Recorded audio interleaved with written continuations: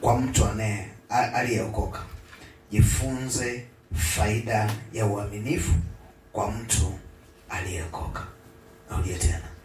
Jifunze faida ya uaminifu kwa mtu aliyeokoka. Kabla sijaendelea na somo hili, ninataka nitoe msisitizo mdogo kwenye somo hili kwamba somo hili halitakuwa la kila mtu.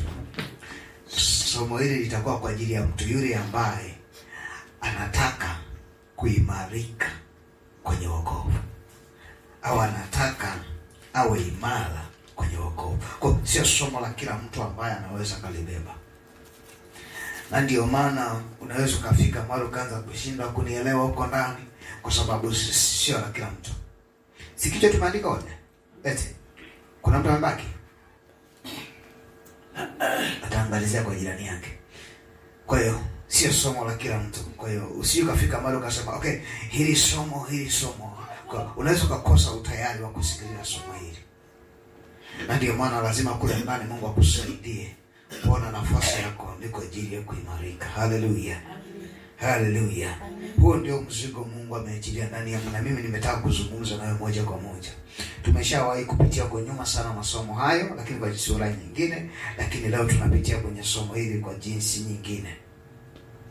Na nitagusia ndani kwenye masuala ya mpangilio na nini, lakini si kama tulivyopitia kule nyuma. Haleluya. Kitabu ambacho ninaanza nacho leo ni kile kitabu cha Luka 11 mstari wa 42. Msomaji uko tayari? Luka 11:42. Nasemaje? Inaonekana hiyo ni kwenye Biblia yake. Luka 11 ule mstari wa 42, Biblia inasema, lakini wale wenu Mafarisayo, kwa kuwa mwatoa zaka za mnamaa na mchicha na kila mboga, na huku mwaacha mambo ya adili na upendo wa Mungu, iliwapasa kufanya hayo ya kwanza bila kuyaacha hayo ya pili. Sasa hata nilipotaka mimi ni kuanzia kwenye kipengele pale anaposema na huku mwaacha mambo ya adili na upendo wa Mungu, iliwapasa kuyafanya hayo ya kwanza bila kuyaacha hayo ya pili. Kufanya ya kwanza bila kuyaacha ya pili. Sasa kwenye somo hili tunajifunza habari ya uaminifu.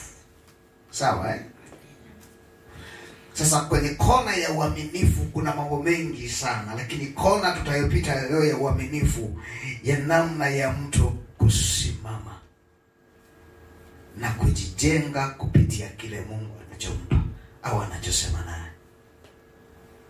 Kama neno la Mungu, kama kwa njia ya Biblia, kile ambacho Mungu anaachilia ndani yake. Na ndio maana pale tunaangalia kwamba alisema wao walikuwa wanajitahidi sana kwa uaminifu kutoa zaka kwenye mboga, kwenye maji ya mambo mengine. Sawa? Lakini waliacha upendo wa Mungu.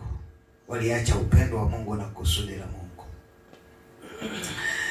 Na Mungu alipoangalia akasema tatizo analoliona ni kwamba sio kwa sababu hawafanikiwi wala kumuona Mungu kwenye njia yao, lakini akawa anazungumza nao kwamba sababu ni kwamba kuna mambo mmeyashika, mmeyabeba, na kuna mambo mengine mmeyaacha. Na kwa somo hili nitazungumza kwa namna ya mpangilio. Napita kwa namna ya mpangilio. Sawa? Sio mpangilio wa kukupanga kwamba hiki cha kwanza, hiki cha pili, hiki cha 10, hiki cha 100, hiki cha 300.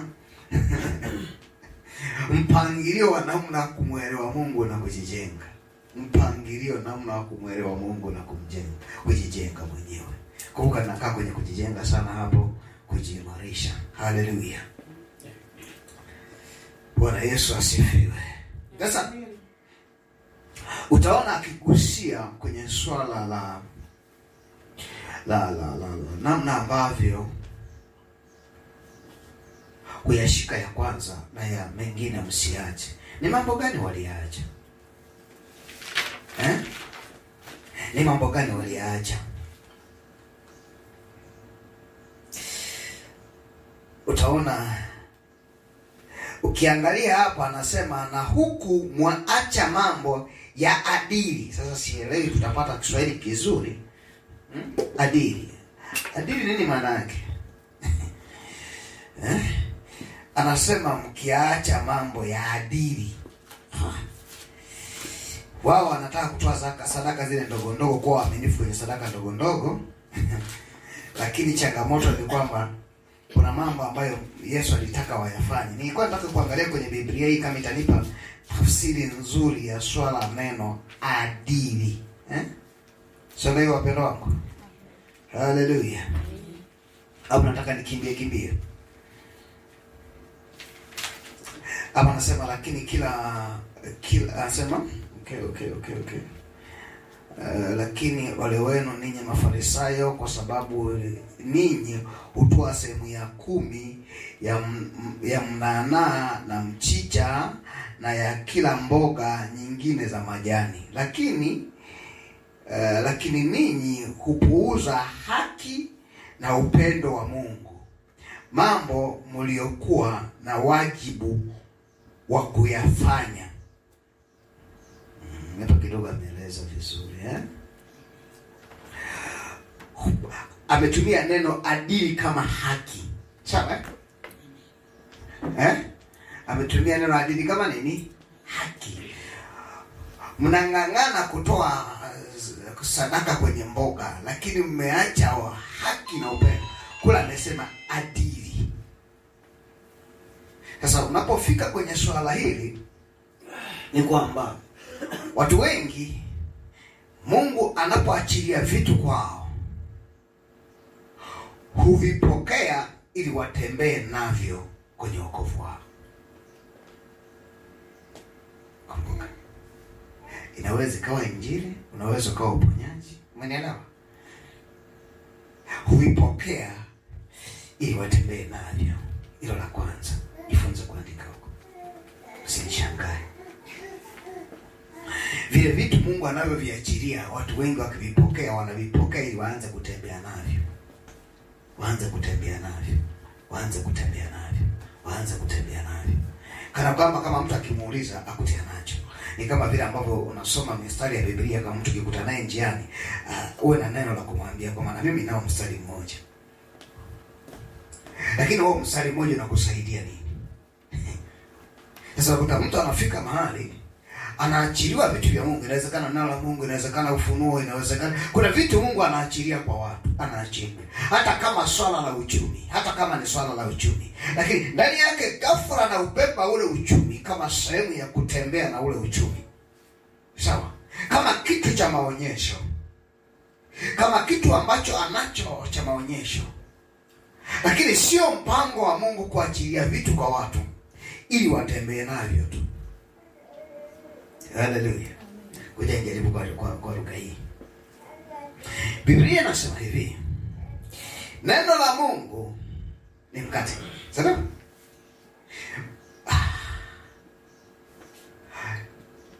Kazi ya mkate ni nini? Kukusaidia kwenye asubuhi njema. Au nimetumia lugha ngumu kidogo. Kazi ya mkate kukusaidia kwenye asubuhi njema. Kukusaidia uweze kutimiza maono ya siku. Ukisoma Biblia inazungumzia mkate kama mafanikio. Lakini mkate inazungumzia kama kifungua kinywa. Sasa utajiuliza kwa nini hata makuhani wanakaa na mkate siku 7. Siku ya 7 ndo wanautoa pale hekaluni, wanatoa udi wao walioweka na ubani, wanachukua ule mkate wanakula, wanapika mwingine wanaweka tena. Jumapili wanaweka asubuhi. Unapangwa pale siku 7. Jumamosi wanaweka mwingine. Si tunafahamu wiki inaishia siku gani? Haishi Jumapili, inaishia juma ngapi? Jumamosi. Juma la pili manake ni wiki ya pili. Juma ni wiki ya pili, manake wiki ya pili, manake siku ya kwanza ya juma la pili. Juma lililoisha linaisha Jumamosi saa 12 jioni. Wengine wanasema saa 6 usiku. Utegemea masaa yenu wenyewe.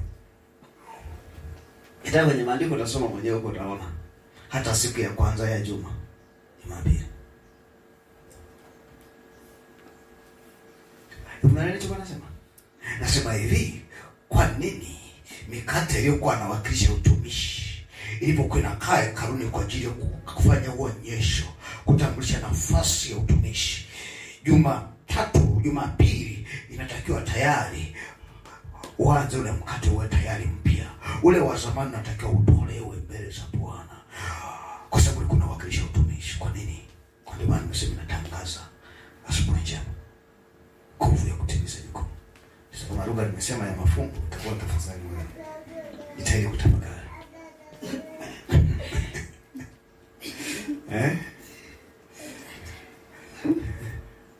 Haleluya. Bwana Yesu asifiwe. Amen.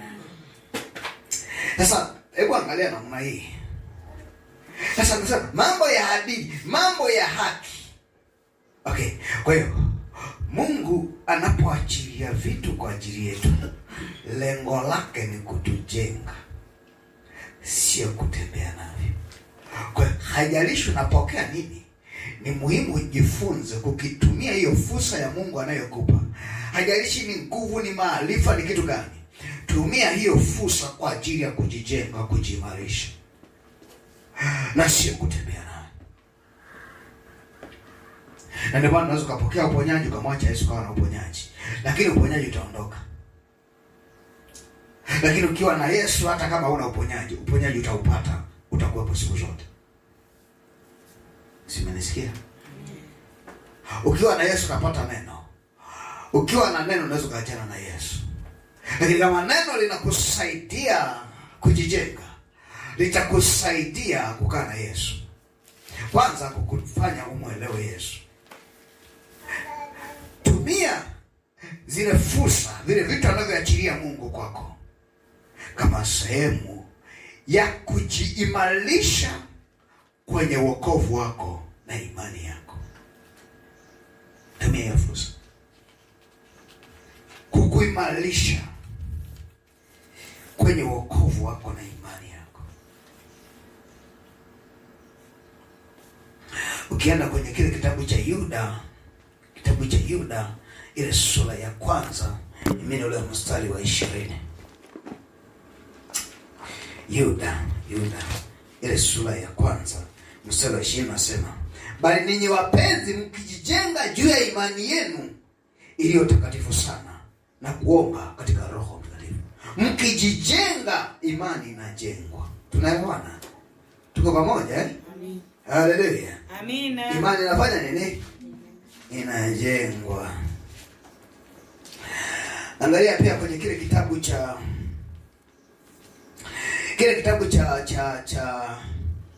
Petro wa kwanza sura ya 2 kwanza mstari wa 1 na 4. Asema, basi wekeni mbali uovu wote na ila yote na unafiki na usuda na masingizio yote, kama watoto wachanga waliozaliwa sasa, yatamanini maziwa ya akili yasiyogoshiwa, ili kwa hayo mpate kukulia wokovu. Wokovu unakuwa. Maana nikichukua nakuona imani inajengwa, wokovu unakuwa nao unajengwa. Tuko pamoja eh? Maana sio kafika sasa amesema kujenga. Anajengaje? Kwani Biblia inasema kuna kujenga. Na ndio maana nimesema ni watu ambao wako tayari. Si somo ambalo kila mmoja anaweza kulipokea. Wokovu unajengwa. Umesahau vitabu vyote tumeandika. Vizuri sana. Kwa kama ndani yako ukafika mahali ukapokea na ukakosa kujua kila ambacho Mungu ameachilia, kumbuka kwamba kila kitu kisicho sahihi kikikaa mahali pasipo sahihi, hicho kitu hata kama ni cha dhahabu ni tatizo mahali hapo. Narudia tena. Hata kama kitanda ni kizuri, ukishakiweka sebuleni inakuwa takataka. hata kama ni cha mninga ni takataka. Unaelewa alichosema? Hata kama na chombo cha dhahabu kikiwa kinakaa mahali sipo stahili kukaa ni takataka. Thamani yake inakuwa mahali inapopaswa. Sasa angalia ndani yako, unapopokea vile vitu vya Mungu unaviweka wapi? Akili yako inasema nini juu ya hivyo vitu?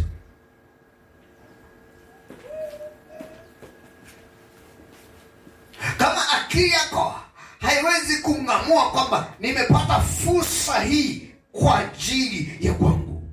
Unajua kuna watu wanatunza neno la Mungu kwa ajili ya Mungu. Kuna watu wanatunza utakatifu kwa ajili ya Mungu. Utachoka.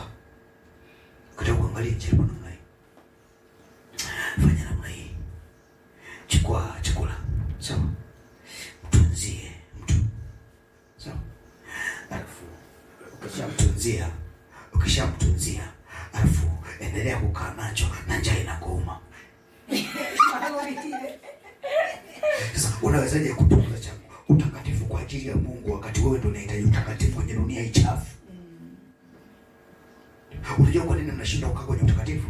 Kwa sababu mnatunza kwa ajili ya Mungu na sio kwa ajili yenu. Kama unatunza kwa ajili yako, maana yake utaanza kuona ni kiasi gani cha utakatifu. Unajua kuna watu wanashindana utakatifu wa mtakatifu kwa sababu Mungu amesema ni utakatifu. Unaelewa? Unaacha dhambi kwa sababu Mungu amesema uache dhambi. Lakini Mungu amesema uache dhambi sio kwa ajili yako, amesema uache dhambi kwa ajili yako. Sio mtu ananielewa? Haleluya. Amen. Anaelewa kwa mkuu. Sasa umefika mahali umekaa na uponyaji kwa ajili ya Mungu, umekaa na utumishi kwa ajili ya Mungu, umepokea neno kwa ajili ya Mungu, umepokea pako kwa ajili ya Mungu, umepokea nguvu kwa ajili ya Mungu. Yeye anavyotende, wewe usiye nacho unatunza kidogo ulicho nacho kwa ajili aliye nacho. Utakatifu unao kubabaisha, wakubangaiza. Alafu nasema na utunza utakatifu kwa ajili ya Mungu. Unajua ukitaka kujua mtu mchafu unajuaje? Anaoga anapokuwa na shughuli maalum au anapokuwa na safari maalum. Huyo ni mchafu. Ukiona hata wewe mwenyewe unajisafisha kama kuna wageni au unaenda mahali, ndipo unatafuta nguo nzuri, ndipo unaanza kuoga, wewe ni mchafu, sio msafi. Ni miongoni mwa wachafu. Na bahati mbaya hata wazazi wetu watulemaza sana. Walikuwa wanatupa nguo za Christmas peke yake ili asipate aibu kwa ajili ya watu. Kwa hiyo wiki nzima unakuwa wa njano au wa kijivu kwa sababu ya uchafu.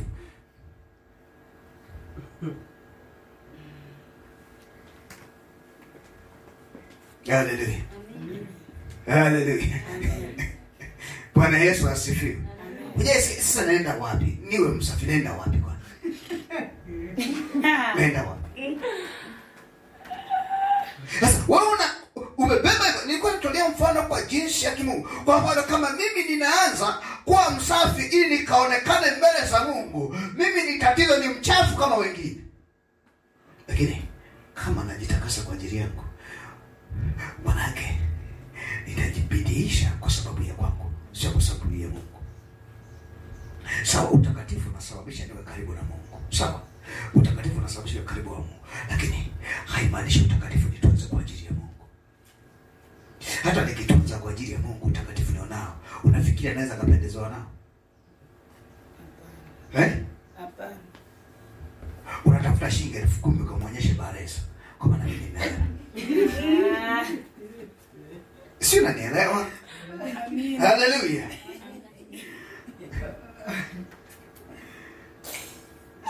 Sema mpangilio.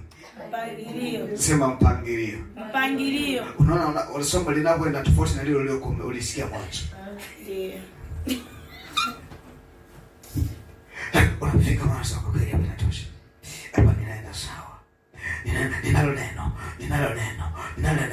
Jiulize hilo neno umeliweka wapi na kwa nini? Umeitunza kwa ajili ya nini? Lisaidie nini? Lisaidie daftari au limsaidie Mungu?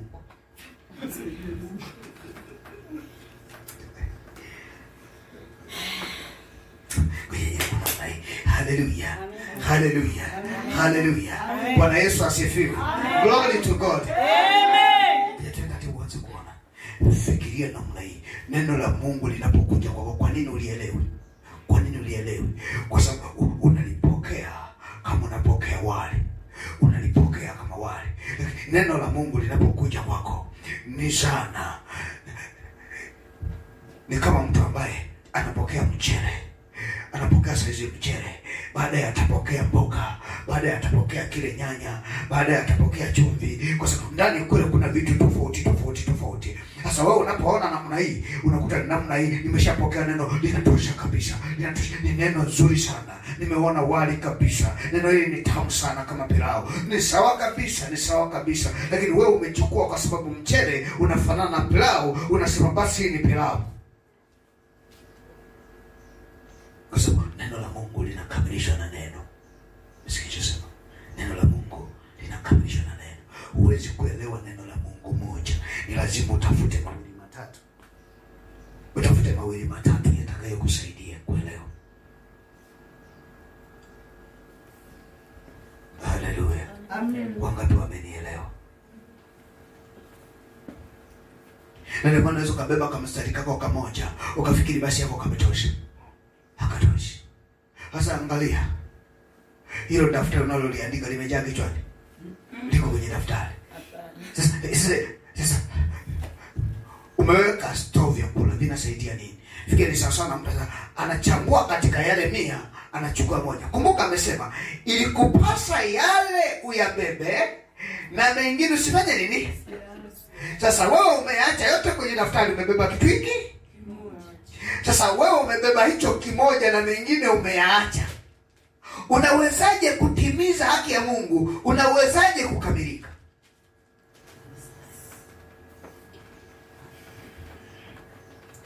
Haleluya. Jaribu namna hii. Si kwa sababu napenda sana kufuatilia upishi, lakini ndio unanielewa namna hii. Wangapi waipika chakula? Ninyosha mkono kama waipika chakula. Nyosha. Chochote kile kama waipika. Nyosha. Okay. Kwa ngine sawa. Ukichukua mchele, ukaelewa kama ni mchele, utapoanza kutazama mchele, utaanza kutafuta ni kitu gani kitachosababisha huu mchele ugeuke kuwa chakula. Ukachukua neno la Mungu, ukaanza kulitafakari neno la Mungu ili likusaidie lipate kile unachotaka. Maana wewe uli mchele unakula chakula.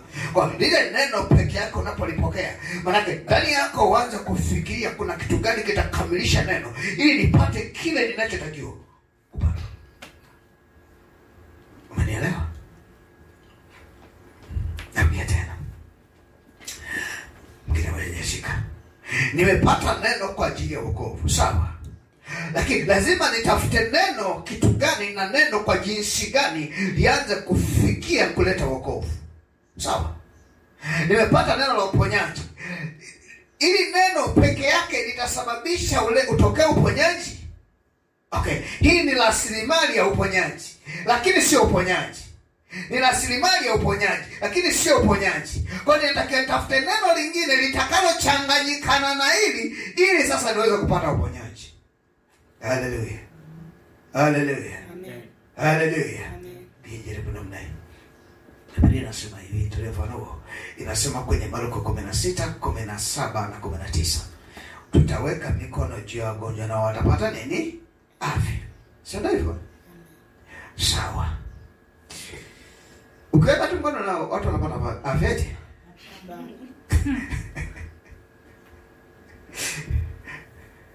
Ukiweka tu mkono, utajikuta haitoshi. Kuna imani ya namna gani? Inatafuta na yenyewe. Okay, imani ziko ngapi? Kuna imani ya Yesu. Kuna imani ya uponyaji. Unatafuta imani ya Yesu. Mkono tayari umeshajua unatakiwa weke mkono juu ya watu kwa dhumuni la kuponya, lakini bado kuna imani inatakiwa. Sio unanielewa najaribu kusema? Najaribu kukusaidia hapa. Maana unaweza kufika ukapokea kusema, hili neno ni la kukuvusha. Sawa, ni la kukuvusha, lakini yenyewe halitatembea. Anatembea nini? Kwani unapotembea, visiki neno nakutana ni neno ni wewe. Umeitafuta namna ya kuangalia kwamba okay, hili linanionyesha amani. Kuna kitu kingine kinahitajika kwa ajili ya kusababisha nipite na kuna ngongo beta. Mtu ananielewa? Amen. Unaelewa nafikiri? Sasa nakimbia na neno la kukuvusha. Utafikiri neno ni ndege, itakubeba na kupeleka. Haleluya. Amen. Haleluya. Haleluya. Ni rahisi sema, unajua ukiomba Mungu anajibu. Uwe na imani uombe. Ni sawa. Ni sawa. Andaa imani yako, ingia kwenye maombi. Uone Mungu kama anajibu. Unaombaje?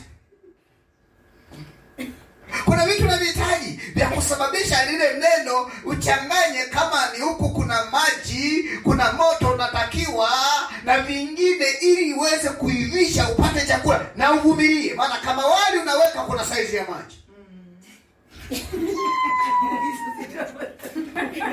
Nenda jaribu tu. Unaweza kupata neno zuri na usipate matokeo. Unajua nini? Wale ukizidisha maji ni tatizo. Ukipunguza maji ni tatizo. Hata neno likiwa zuri lenye nguvu, linahitaji kule ndani. Nenda kaucheki utakatifu wako.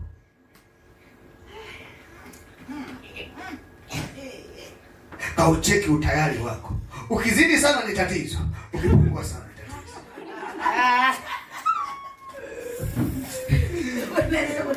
Hallelujah. Hallelujah.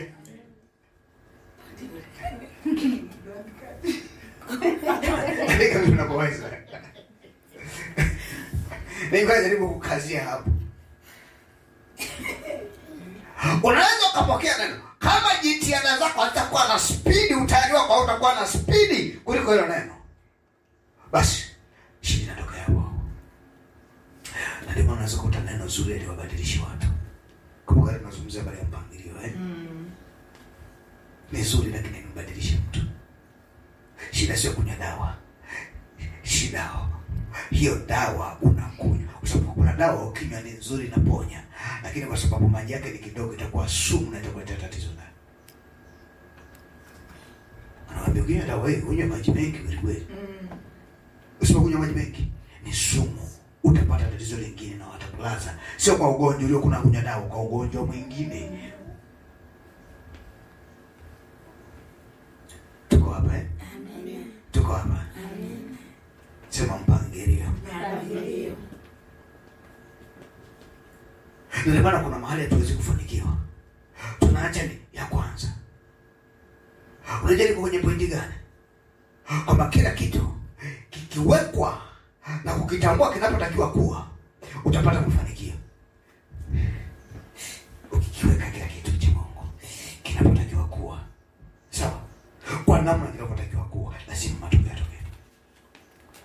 Lakini ukikosea, ukaweka mahali ambapo hakitakiwi, na namna ambapo hakitakiwi kuwa, hata kama ni kizuri, hakileti mafanikio cha Mungu. Kila kitu cha Mungu kinahitaji kiweke mahali panapopaswa, tena kwa jinsi inavyopaswa. Simama nilichokuwa nasema. Nasema mchele ukiweka moto mdogo haiwezekani. Umefika mahali ukaangalia, ukachukua neno la Mungu ambalo Mungu amekupa, ukaangalia kiasi cha maombi ulichobeba juu ya lile neno ili uweze kutoa matokeo. Unaweza kuwa umechanganya, umefahamu na hili na hili, ukaona yes, hapa nimeshakamilika, utayari wa maombi ninao, spidi ninayo, msiko ninao ndani, lakini umeangalia maombi ya kuilisha. Umeangalia.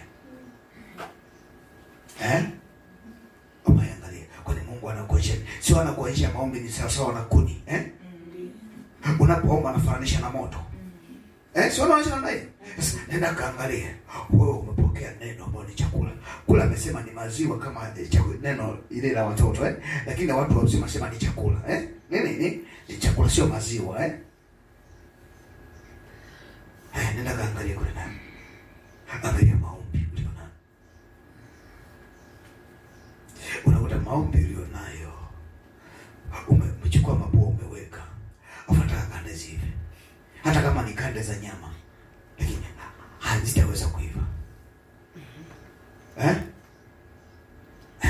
Nataka pilau. Ni sawa, sio shida. Lakini ni shida iko wapi? unajua viungo. Ukitaka pilau lazima ujue viungo, ujue hatua zake zote. Unaweza usipate pilau kapata bokoboko, kapata kitu kingine kabisa. Ujue namna ya kuvumilia na moto unaotakiwa. Kuna mahali pa kuzidi na kupungua, kuna mahali pa kuzidi na kupungua, na kiasi cha maji. Kingine ni cha mafuta. Wale wa kawaida unaweza kunyima mafuta sio shida, lakini vipi kuhusu pilau? Itakugomea. China ndio anajaribu kusema. Nazungumzia habari ya matokeo, vile vitu vya kiroho, kile kinachohitaji. Si unaelewa? Hata unakuta kuna vitu unahitaji vizuri lakini hauna uvumilivu. Alafu unahitaji vitu vizuri lakini maombi yako ndio hayo, mpendo wangu. Nahitaji mafanikio mazuri. Umechukua viazi vyako umeweka na pilau yako. Umechukua viungo vyako umeviweka pale. Umechukua pale nyama yako mbichi umeiweka pale. Umeichanganya pamoja, unataka vipi? Kumbe kila kimoja kina hatua yake ya kuiva. Shukrani, nielewa. Haleluya.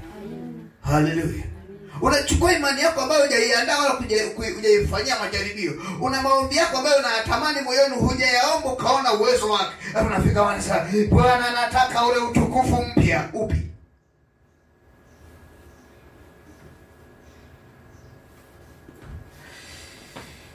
Danieli 9:10. Danieli 9:10. Biblia usisome. Andika sura ya 9 na ya 10. Biblia inasema hivi, Danieli aliposoma vitabu aligundua kwamba ni wakati wao ni miaka 70 waliotakiwa kukaa kwenye utumwa umeisha. Sawa? Akaingia kumwomba Bwana kutaka kwa maombi. Sawa? Tuko pamoja? Tuko pamoja? Lakini wakati anataka na shetani akajua anataka, nini kilichofanyika? Shetani akaenda kuzuia pale anapotaka. Sema kama jibu. Akaenda kuzuia malaika. Omba siku ya kwanza, siku ya pili, hadi siku ya ngapi? Ya 20 na ngapi? Lakini Mungu alimjibu siku ya kwanza. Tatizo la Danieli ilikuwa ni wapi? Alidili kwenye Mungu, timiza jukumu lako. Tumekosa, tunaomba toba. Ukiwa sasa ni wakati wa kurudi nyumbani. Tukumbuke Bwana. Akasahau yuko kwenye anga la giza kwamba kuna mapambano yanatakiwa. Inawezekana hata wewe. Mungu ulisema. Danieli ya kushughulika. Mungu alipoona huyu bwana naomba ni siku ya 21, inakwaje? Sasa wewe tena hebu nenda kwa Mikaeli katekeleze tatizo. Akatoka mbele za Bwana, akaenda kupigana, akaenda kumzuia yule. Lakini hii vita ni ya Gabriel mwenyewe. Akaenda kumzuia kupingana naye ili huyu aende akapeleka ujumbe, kwa sababu yule alikuwa anahitaji ujumbe, hakuhitaji vita yoyote. Akapeleka ujumbe. Alipomwambia Danieli, hivi ninarudi yule amesema ili nianze kupambana maana amenisaidia kule. Kasoma mwenyewe ile sura vizuri.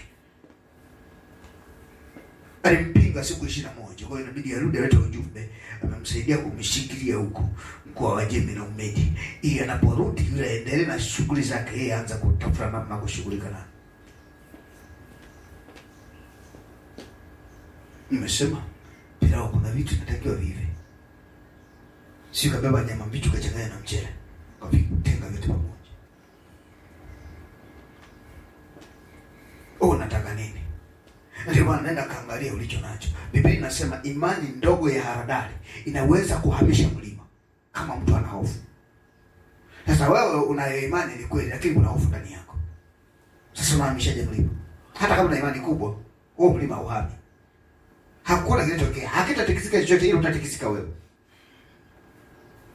Kwa sababu imani inahitaji kuna kitu kingine. Kuna kitu kingine inahitaji. Inahitaji utoe hofu. Sawa? Haleluya. Haleluya. Na ndio maana unapofika mahali unaona umeletewa hivi ni viazi, maana unajua kabisa mimi nataka kula nini. Ni chips, maana katika nivimenye, nijua kutupa maganda, nianza kuvikatakata tena. Nijue na kuosha na kuviandaa na kuandaa mafuta. Nini maana kwenye Mungu aro nitakwambia siku nyingine, sio leo. Mara kwa mtaliona kwenye ndoto, unakuta umeona unakula chips au unaandaa chips. Hujui chips ni nini? Sina tafsiri nini.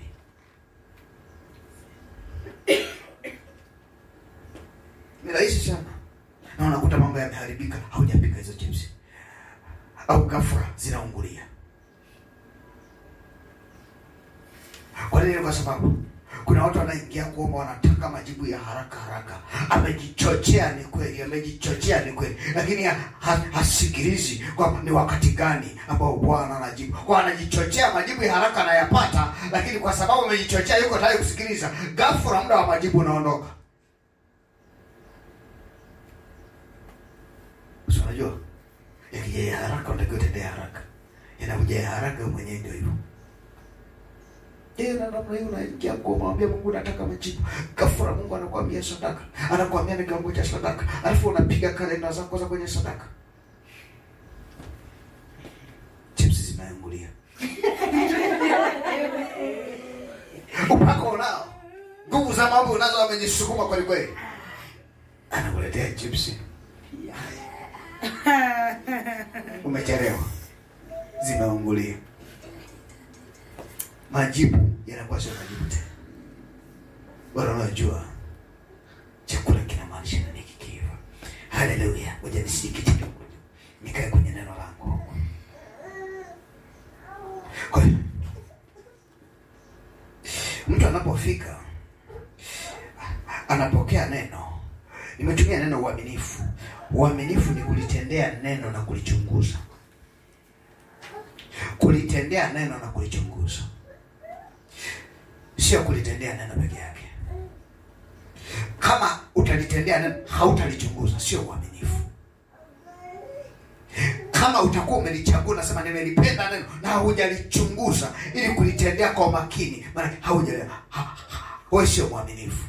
Kwa sababu mwaminifu ni yule ambaye anakichunguza kitu, anaanza kukifanyia kazi kile kitu.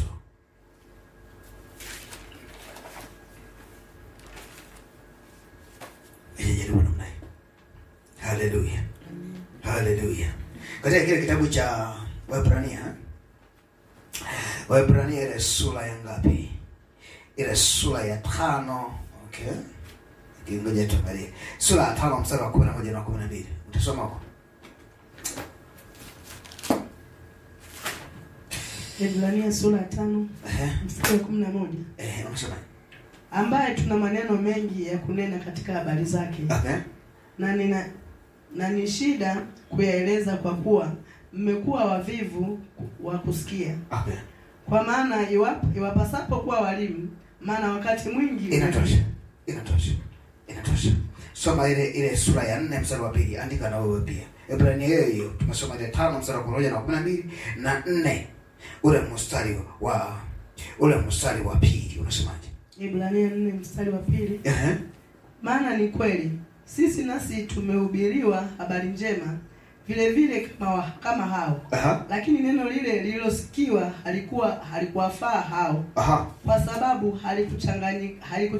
halikuchanganyika na imani ndani yao waliosikia. Inatosha. Ni neno lile wamepokea wengine.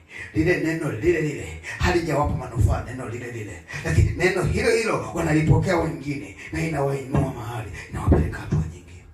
Anasema kwa nini? Mchakato wa lile neno waliokuwa wanalichakata. Namna waliokuwa wanalichambua neno na kutendea kazi kimoja baada ya kingine. Kumbuka, kama utalipokea neno na kusema unalitendea kazi, ukalipokea lote ghafla bila kuchunguza kimoja baada ya kingine, unaweza ukatendea kazi mahali pasipopaswa. Haleluya. Unaendelea kuomba mpendo wangu.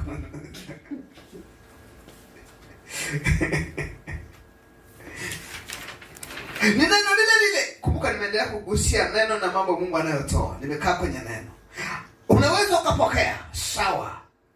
Lakini lile neno unapolipokea, ni namna unalitazamaje? Unalionaje? Unalitafakarisha lile neno? Na ndio maana mnaweza mkapokea wengi, lakini sio kila mmoja atanufaika.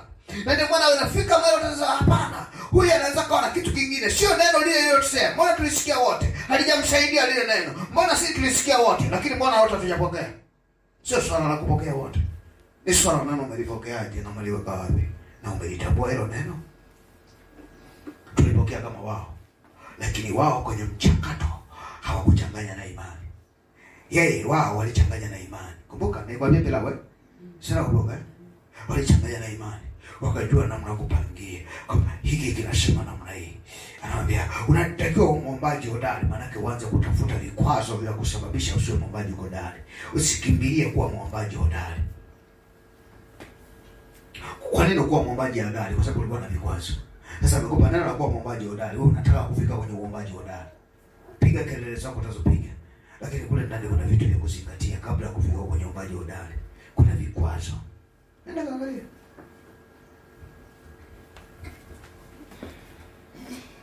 Utaenda kila mahali ambapo wanamwabudu Mungu, ambapo hakuna shida, hakuna nguvu za Mungu, hakuna kupambana na roho za giza, hakuna kukemea dhambi. Utakuta watu wataenda hawana shida, wataenda shetani atawaruhusu waende. Lakini kama mahali hapo wanakemea nguvu za giza, wanapambana na dhambi, wanapambana kila walio, shetani atakuzuia, utakuwa mzito moyo ndani. Utashangaa watu watakuja, watapokea uponyaji, wanaondoka. Kwa nini? Kwa sababu shida, shetani hawaruhusu uendelee. Kwa nini? Kwa sababu atakosa nafasi kwao. Haleluya. Haleluya. Bwana Yesu asifiwe. Amen. Kwa hiyo utaona hasa ni sehemu moja tu. Kwa kiana sehemu nyingi Biblia inajaribu kugusia namna hiyo. Inagusia namna hiyo. Nataka niame kidogo. Nisikilize. Kwenye swala la mpangilio sio Mungu anayehusika, ni wewe unayehusika.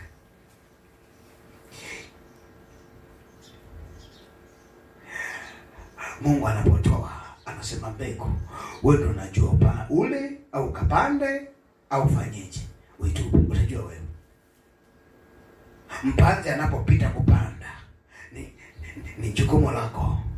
Kulala usiku, kulala usingizi ili magugu yaote, au uwe macho ili mpaka mbegu yote. Wewe unasema alipopanda mbegu, alipolala usingizi yule aliyepanda nini katokea? Adui naye akaja akapanda.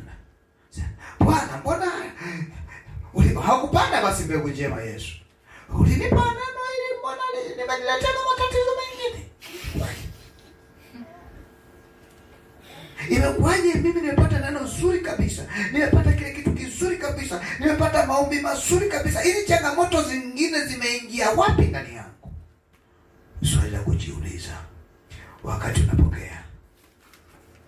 Je, usingizi uliupitia? Uliingia kuomba kuhakikisha unalinda kile ulichopewa? Hamna. Imekuwaje pepo limerudi? Ni rahisi tu. Likitoka mahali hapa na pawe safi. Umeingiza uchafu, pepo machafu yanarudi. Kwa sababu kila kwenye uchafu inzi hawakosi. Wewe utakavyoua, lakini hawezi kukosa kuja. Ua utakavyoua, inzi hawezi kuja. Naitwa pepo machafu. Sawa? Yanatafuta mahali pachafu. Yanazaliana wapi? Sasa unakuta moyo wako hata ungeufungua ni kama kidonda kilichooza. Sasa anakosaje kukaa huko ndani? Akisikia harufu pepo tu anakuja. Haleluya. Haleluya. Una kipono cha magomvi cha muda mrefu ndani. Mungu niko hapa. Njoo mwili uliooza huo. Wewe jaribu tu, hata kama ni nyama, hata kama ni mnyama au kama ni mti. Kuna nyama ya mti, kuna nyama ya mtu, kuna nyama ya mnyama. Chukua hivi, kapigilie kwenye mnyama msumari. Maana kuna mambo ambayo tunayo ndani yetu ni kama misumari. Kapigilie kwenye mti au kwenye mnyama. Kapigilie na mwingine, kapigilie na mwingine. Baada ya wiki. Bibi, mnyama mguu unakuwa sawa? Mlipopigia unakuwa sawa? Hapaozi. Utaona wadudu wanadondoka na mnyama anatembea. Wadudu wanadondoka na mnyama anatembea. Na inzi wanamzonga. Atawafukuza lakini watakuja. Angalia mambo ulionayo yanachoma moyo kama misumari. Umeyatunza mangapi? Alafu ni mwezi wa ngapi huu mtu umeanza kuyatunza? Alafu nasema moyo bado baki kuwa salama. Alafu nasema mapepo machafu yasije kwako, wakati uchafu uko ndani yako. Haleluya. Vipi? Nimetua penyewe au? Penyewe. Usilalamike, kwa unajua mimi nashangaa na vamiwa kila siku. Angalia mapepo machafu, kuna uchafu ndani.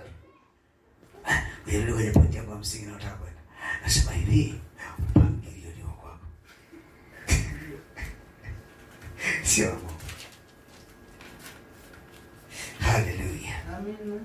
Biblia inaeleza sana kwenye habari ya mpangilio, hasa vitabu vya Paulo, nyaraka za Paulo zinaeleza sana kwenye habari ya mpangilio.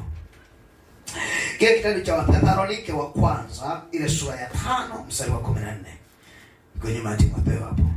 Unasemaje?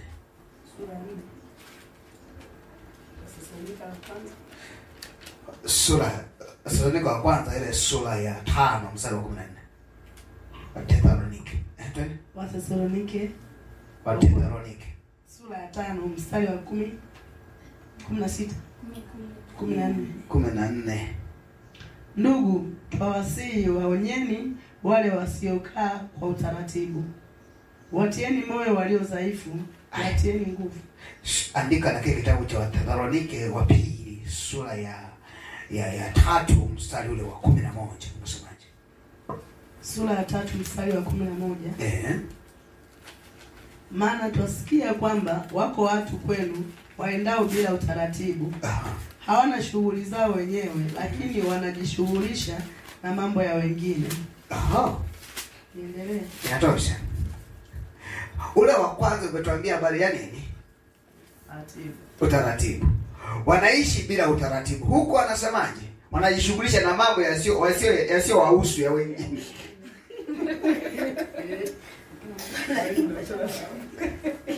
Sio nelewa eh? Kuna watu ndani yako unakuta ghafla unajihusisha na mwingine amepokea au hajapokea, wakati na wewe unaenda kupokea.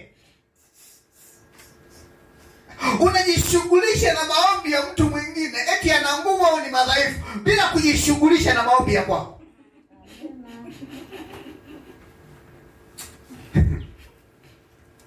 Haleluya. Amina.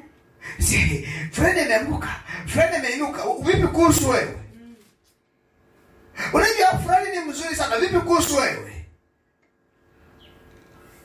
Angalia. Nimesema mpangilio ni wako.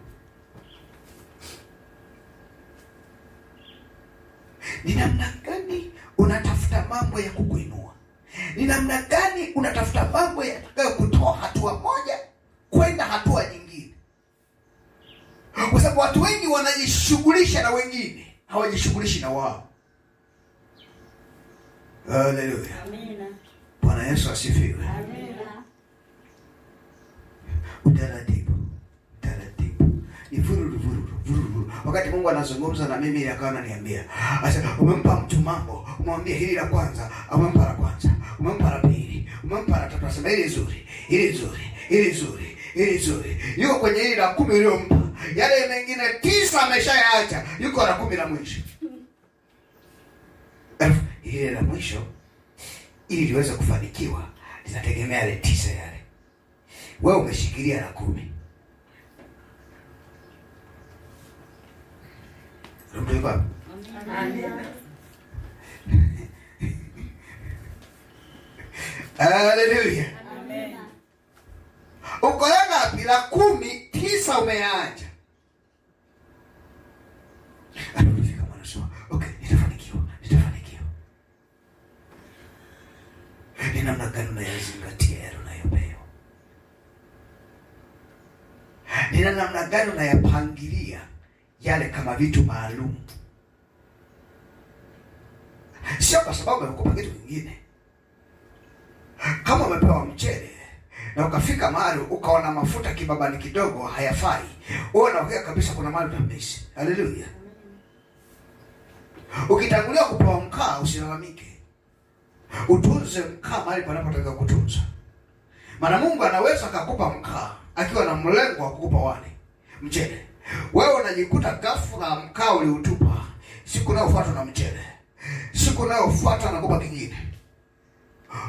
Amenipa mchele, sasa unakuta mchele umetafuna peke yake. Au mama kuacha mahali. Sasa kwa kweli mchele nipa mzuri, alinaisha mzuri. Alinaisha neno nzuri sana. Unahama siku anakupa kitu kingine, unakiacha kile cha kwanza. Inafika mwisho unatakiwa uwe na mkaa na mchele. Niendelee. Okay. Somo la wanawali ile sura ya Mathayo 25. Mathayo 25 ni mistari 5 ya kwanza. Mistari 10 ya kwanza. Andika tu sitasoma. Andika. Mimi nitaelezea. Unasoma nyumbani kwako. Mathayo sura 25 mstari wa kwanza na ule wa 10. Wito wa kusema anakuja bwana harusi. Nyinyi wanawali wakawa tayari wote 10. Sasa hivyo. Wote 10 wakawa tayari. Sasa nini kinahitajika? Inawezekana kama usiku wa bebeni na taa. Ingie sawa. Vigelegele tunavyo, magauni tunayo sawa. Inafika kule kisa lina itakaongezeka. Wanatakiwa kumulika. Imefika kisa tutaona. Hivi tulipokuwa na beba taa, walituambia mafuta, walituambia taa jamani taa. Sisi tulibeba taa. Gafu na kule nani anawasha utakadao mafuta. Hapa tukatafuta ni giza, tukamifungo, tukatafuta aliyobaki. Wanapoenda hao wengine walituwasha taa zao. Basi tupeni mafuta ya kwenda ishika zimeka mapema. Kila mtu wake tulipewa wote taa. Sio naelewa ninapozunguka Unaelewa Mungu anaweza kukupa nafasi kuingia kwenye kanisa, kuingia kwenye wokovu, lakini usijue kwamba ile nafasi aliyokupa kwako ni ya muhimu kiasi gani, na mambo mengine ukayaacha kwa sababu wewe unafikiri kwamba Mungu amekupa tu nafasi kwenye wokovu. Kumbe kuna ndugu zako Mungu anataka kuwaponya kupitia wokovu wako, na wewe unalenga. Ndio fikiria wewe sio kiunganishi chema. Ni tatizo. Hallelujah. Wewe sio kiunganishi kizuri. Wewe ni tatizo. Unafika mahali unataka kuinuka, unashindwa. Unataka kuinuka, unashindwa. Unataka kusema, unashindwa. Sasa Mungu alinipa niingie kwenye wokovu. Mbona napata tabu mimi na wengine? Tatizo sio tabu. Tatizo ni moja tu. Ulipokuwa unaingia ulibeba cha kuingia kwenye wokovu kuangalia vingine. Sasa naenda kaangalia namna ambavyo utaratibu tulio nao. Wakristo wengi wanaishi kwa holela. Wanabeba mambo ya Mungu kwa holela, wanayazoa tu. Na waangalie kwa umakini kwamba hiki kinatakiwa kiweje. Unajua wakati mwingine ukikaa ukitazama kuna mundu, kuna kisu, kuna vekeo. Tunaona? Ukiziangalia kwa haraka unaweza kufikiri vinafanana. Lakini ukikaa kwa utaratibu sana, hiki mbona kimepinda, hiki sio kisu. Tunaelewana Ile kichokatia majani mnateje? Kwako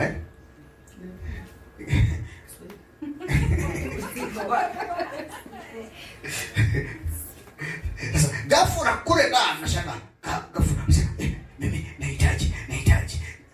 Unakiangalia, unapokuwa na utulivu utatambua utofauti wa vitu. Usipokuwa na utulivu unafika mahali, unaweza kufika mahali ukasema kwa kweli maharage ya njano na njegere vinafanana. Maana yote ni vya njano vikikauka. Hallelujah. Kuna baadhi na maharage ndio vinafanana. Na hapa ndipo penye tatizo. Tunapokea vitu vya Mungu haviwezi kutusaidia. Tatizo ni mpangilio hatuna, utaratibu hatuna. Kujua hiki nahitaji ukitendea kazi. Mungu nisaidie nikifanyie kazi saa ngapi mpaka nikimalize. Sasa tunafanya mambo nusu. Kidogo.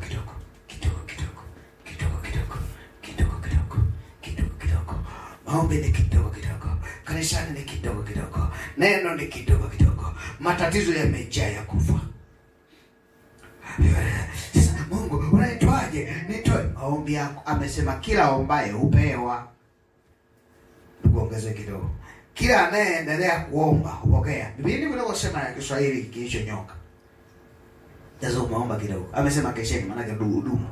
Sasa umeomba Baba katika jina la Yesu, amina amefanya, hata tukiomba kidogo amefanya. Sawa? Yeye anasema endeleeni kuomba kesheni. Wewe ndio umekesha kwenye maombi. Sawa? Sasa wewe umepanda mbegu mbili. unabeba gunia kwenda kuvuna. Hata kama hiyo mbegu moja inazaa mara 100, hivi kweli mpendwa wangu? Inakuja kweli? Mungu, nahitaji unifanikishe. Umesema unatoa mara 100. Ni sawa. Lakini ile sio mbegu. Umeipanda vizuri? Umepanda kiasi gani? Nimepanda kidonya. Ndio sawa. Chukua ndonya zako hizo. Kama nikufanikisha sana mara 100, hesabu ndonya zako 100 ni ngapi? Sasa hivyo. Pakubeba gunia. Alikwambia ni 60%, hesabu ndonya zako mara 60. Tutachivuna. Mungu amekufanikisha mara 60. Sawa.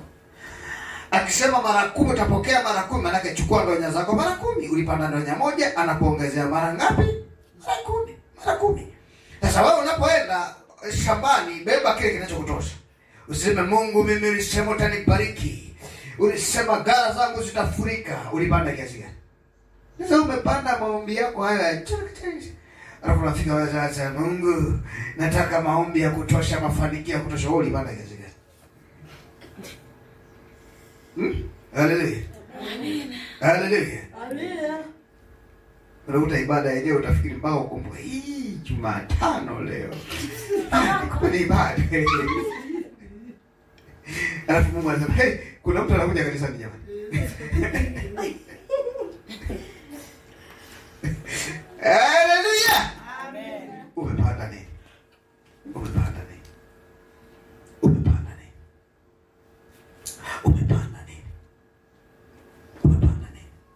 Kile ulichokipanda, hesabu mara 10.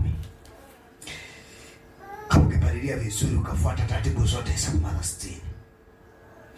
Kama na agano la Mungu likatembea kwa kiwango cha juu, kwa na upako wa juu sana, mara 100. Sasa leo wapenda wako. Umepanda nini? Hata kwenye utoaji ni hivyo mpenda wako. Ambia Mungu, nibariki, amesema atakayetoa anapokea sadaka.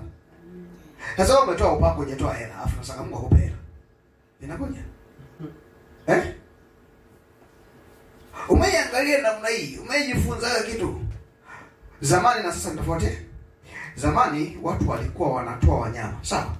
Tulikuwa na wanyama wengi kweli. Ilikuwa sio shida kutoa mnyama, mbuzi, ng'ombe. Ni kawaida kanisani. Hivi leo unaweza kana anabeba mtu ng'ombe anapeleka kanisani? Kwa sababu hazipo. Kulikuwa kutoa kuku ni kitu cha kawaida. Sasa zilikuwa zinajaa. Ngoja tulipozuia, nenda kaangalie. Kuna kuku nyumbani. Wewe kaangalie tu. Haleluya, ngine ananishanga.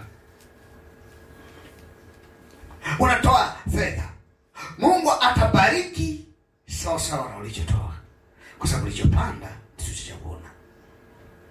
Galatia 6 ule mstari wa 7 na 8. Kila panda cha mtu yeza Mungu hadhihakiwi. Kwa hiyo najaribu kujenga namna hii, lakini Mungu akusaidie kwenye hatua hii. Ile kitabu wa Thesalonike wa 2, ile sura ya 3 mstari ule wa 6.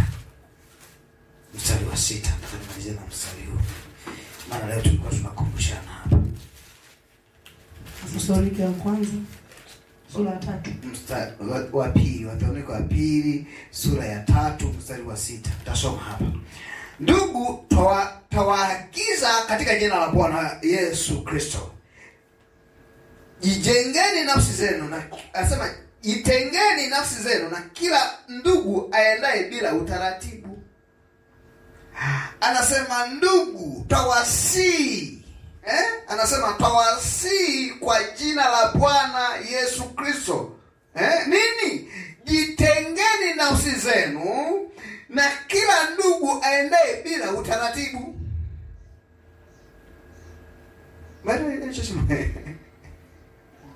Kaa mbali sana naye mtu asiye na utaratibu. Kuna watu wanasubiri mpaka Mungu awasukume kwenye maombi. Kuna watu wanataka Mungu awasukume kwenda kanisani. Kuna watu wanataka mpaka watu wasukume kwenye kusoma Biblia. Yaani iko namna hiyo. Anasema kaeni mbali sana na huyo mtu. Tenga nafsi yako, maana yake hata kwa maombi. Kwa sababu nilipooza na utakuwa pooza baada ya muda. Anasema Itengeni nafsi zenu na kila ndugu aendee bila utaratibu, wala si kwa kufuata mapokeo mliopokea kwetu. Sio tu kwenda bila utaratibu, lakini namna kila mtu ambaye apokee neno la Mungu sawa sawa na Mungu alivyotoa kupitia huyo mtumishi. Kupitia si watumishi, huyo mtu anaye mbali. Sio neno la mtumishi, neno la Mungu ambalo limepita kwa mtumishi. Uelewe. Msije kusema kila neno aliyosema mchungaji. Mingine ni ushauri wa mchungaji, mingine ni ya Mungu. Lazima ujue akili zako kuchekecha. Haleluya.